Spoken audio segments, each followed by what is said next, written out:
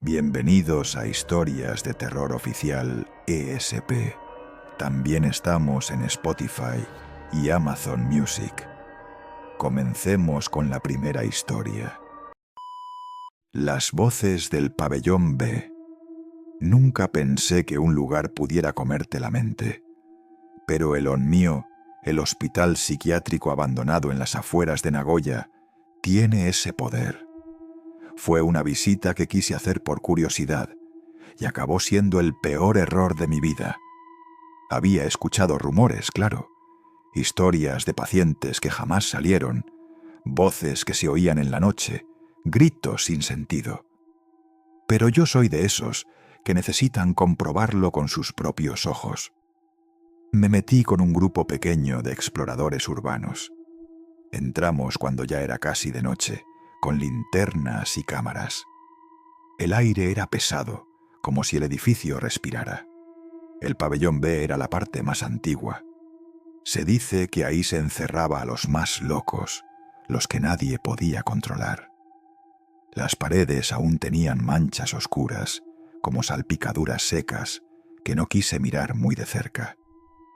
Caminábamos por los pasillos largos y estrechos. Cada paso hacía eco, y a ratos creía escuchar susurros que parecían venir de ninguna parte. Empecé a sentir un nudo en la garganta cuando llegamos a la sala común. Había escritorios viejos, sillas tiradas, y en el suelo un diario amarillento abierto. Lo cogí sin pensarlo, leyendo algunas páginas. Historias de pacientes, sus miedos, sus paranoias. De repente, una frase me heló la sangre. No podemos salir.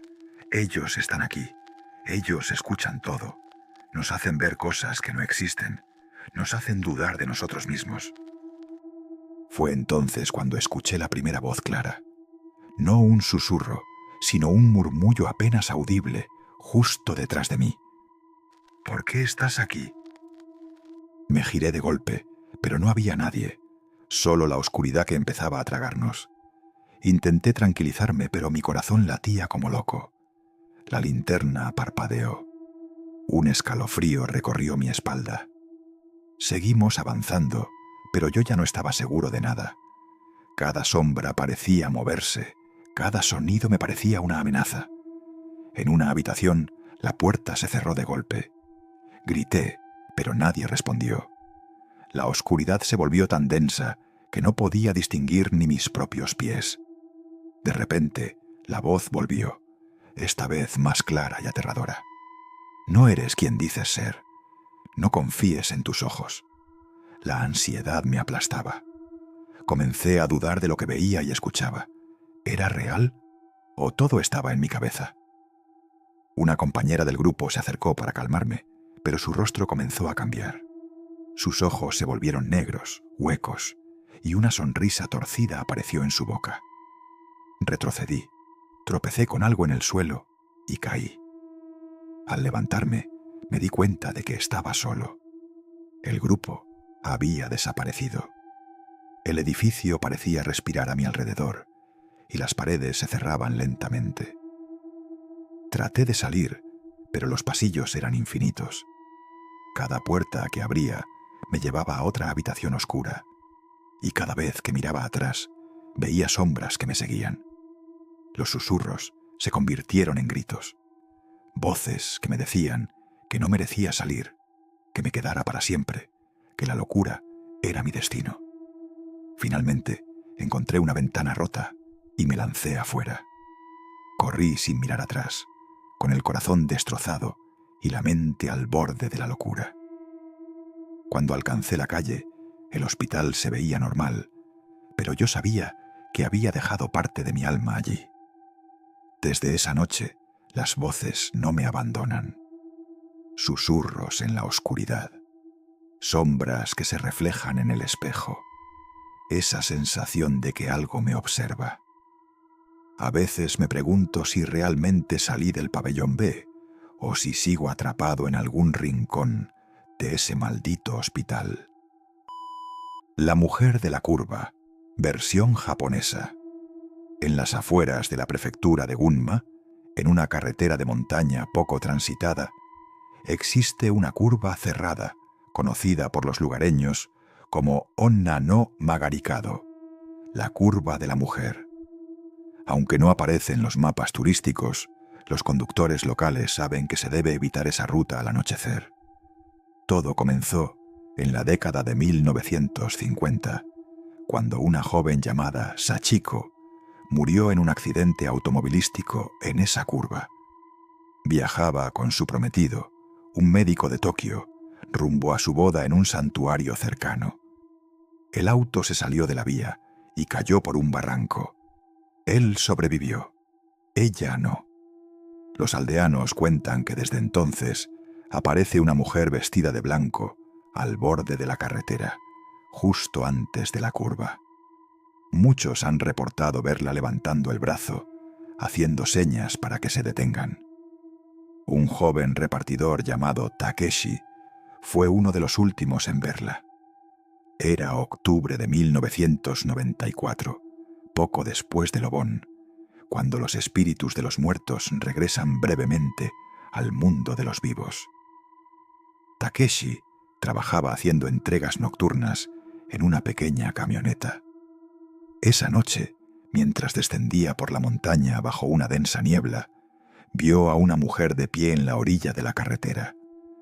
Tenía el cabello largo y negro, cubriéndole la cara, y llevaba un kimono blanco. Pensando que podría necesitar ayuda, frenó. Ella no dijo una palabra. Solo subió al asiento del copiloto con movimientos rígidos, como si no tuviera peso. Cuando Takeshi le preguntó a dónde iba, ella murmuró: «Solo llévame hasta la curva». Durante el trayecto, Takeshi no podía evitar mirar de reojo.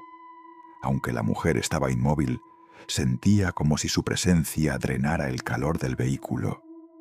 El espejo retrovisor vibraba ligeramente, como si hubiera una frecuencia baja imposible de oír. Al llegar a la curva, ella habló de nuevo. «Aquí fue donde morí», y desapareció. No se bajó, no se desvaneció. Simplemente no estaba más allí. La puerta seguía cerrada.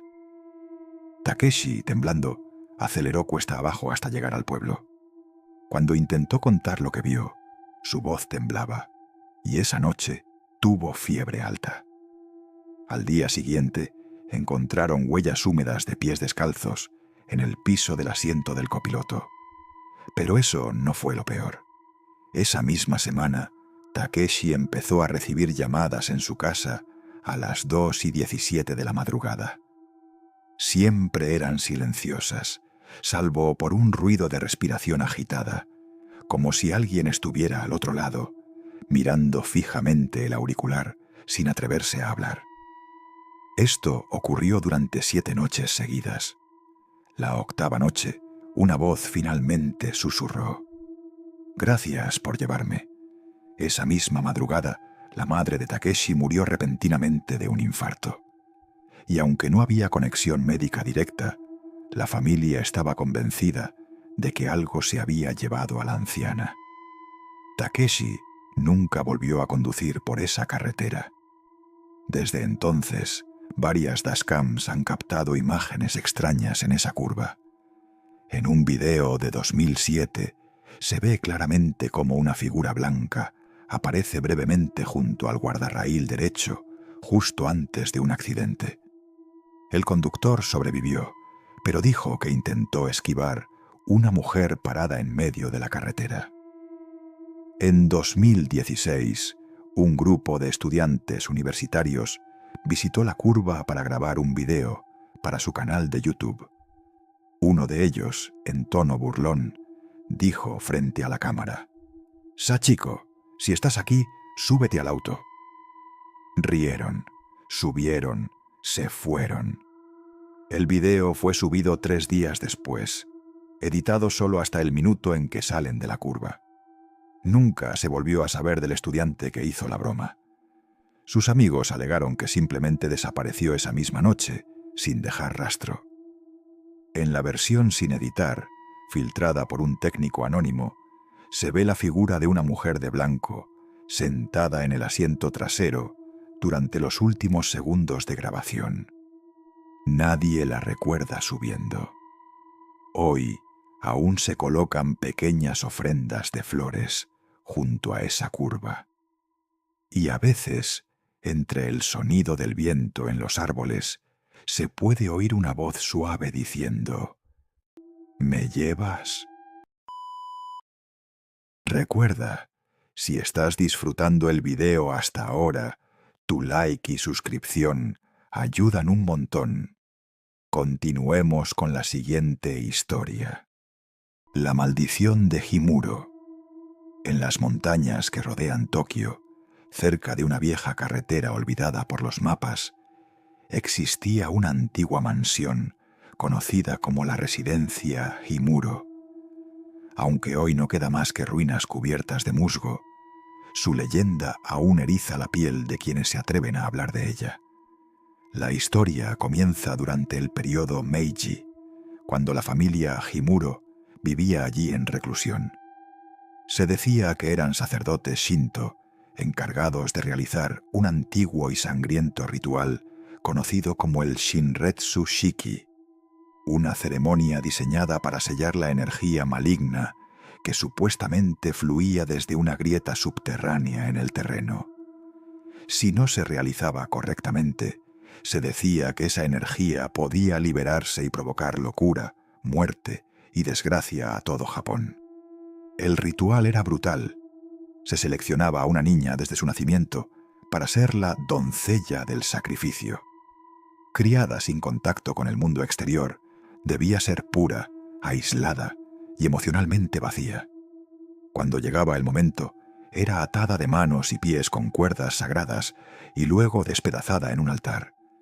Las cuerdas, empapadas con su sangre, se usaban para sellar la grieta. En 1892 ocurrió una tragedia. La doncella elegida, Ayame, desarrolló un apego secreto por un joven sirviente de la casa. Cuando los sacerdotes lo descubrieron, entendieron que el ritual había sido corrompido. Ayame ya no era emocionalmente pura. Aún así, su padre, el patriarca de los Himuro, decidió continuar. Dicen que el ritual fue realizado. Las puertas fueron selladas, pero la grieta no se cerró. Esa misma noche, los aldeanos cercanos escucharon gritos inhumanos provenientes de la mansión. Cuando algunos valientes subieron al amanecer, encontraron a toda la familia Himuro muerta. No por manos ajenas, sino por el mismo patriarca. Uno por uno, los había asesinado con un tanto ceremonial, dejando los cuerpos en posiciones rituales, las paredes cubiertas de oraciones escritas con sangre. Él fue el último. Se atravesó la garganta. Desde entonces, el lugar fue abandonado. Nadie osó acercarse durante décadas. En 1999, un grupo de investigadores paranormales japoneses, acompañados por un periodista de TBS, buscó la mansión para un documental. Utilizando mapas antiguos y relatos orales, llegaron al sitio tras días de búsqueda. Lo encontraron, cubierto por la vegetación, pero con partes de la estructura aún en pie. Entraron con cámaras. Las grabaciones fueron confiscadas tras un incidente. Solo uno del equipo regresó, el camarógrafo. En estado de shock, mudo, incapaz de explicar lo ocurrido. Internado en una clínica psiquiátrica, pasaba horas dibujando la misma imagen. Una mujer sin ojos, con una cuerda en cada extremidad, arrastrándose por un pasillo de madera. Según los registros de la clínica, cada noche a las 3:33 de la mañana, el hombre gritaba: «Ella me encontró, Ayame me encontró». Murió una semana después. Causa oficial: paro cardíaco durante el sueño. Pero la cámara fue hallada junto a su cama. En la grabación, poco antes de apagarse la linterna, se ve brevemente una figura que se arrastra por el suelo. No camina, no corre, se arrastra con movimientos imposibles, como si fuera alada por hilos invisibles. Su rostro está cubierto por el cabello, pero sus manos ensangrentadas dejan marcas en el suelo. Desde entonces, La grabación circula por foros ocultos de Internet. Muchos afirman que, al ver los últimos 33 segundos, comienzan a notar cosas extrañas en sus casas. Manchas rojas en las paredes, puertas que se cierran solas y, en casos extremos, una mujer sin rostro reflejada en los espejos justo antes de apagarse la luz. La policía nunca reconoció oficialmente la existencia de la residencia Himuro, pero documentos del gobierno de Tokio, en 2001, revelaron que la zona fue cerrada por actividad sísmica inusual. Hoy está cercada con alambre de púas, aunque no hay registro de temblores recientes allí. Pero hay quienes aún buscan la mansión, y los que vuelven nunca hablan de lo que vieron. Los que no, dejan solo una última llamada en su teléfono, sin palabras.